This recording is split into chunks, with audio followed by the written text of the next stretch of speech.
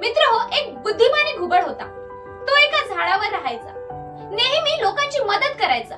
त्यांच्या अडचणींना सोडवून त्यांना योग्य मार्गाने लावायचा. एक दिवस त्या गावातील एक छोटासा मुलगा त्या घुबडाजवळ येतो आणि त्याला म्हणतो, मी माझ्या जीवनात खूप जास्त दुःखी आहे, कारण मी माझ्या परीक्षेत नापास झालोय. तुम्हीच आता माझी मदत करू शकता. यावर तो घुबड त्या मुलाला समजावतो आणि सांगतो, तुला निराश होण्याची गरज नाहीये. आता तुने मेहनत केली पाहिजे आणि परत एकदा प्रयत्न केले पाहिजे.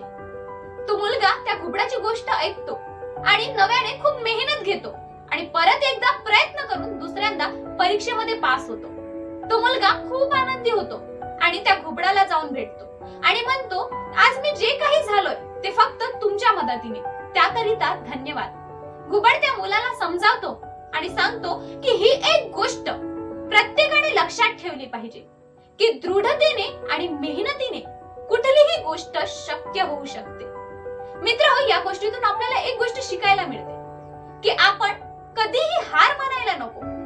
परिस्थिती कसलीही असली, अडचणी कितीही आल्यात तरी आपण मेहनत करत राहिली पाहिजे आणि आपल्या ध्येयावर लक्ष केंद्रित करून सतत ते मिळवण्यासाठी प्रयत्न करत राहिले पाहिजे.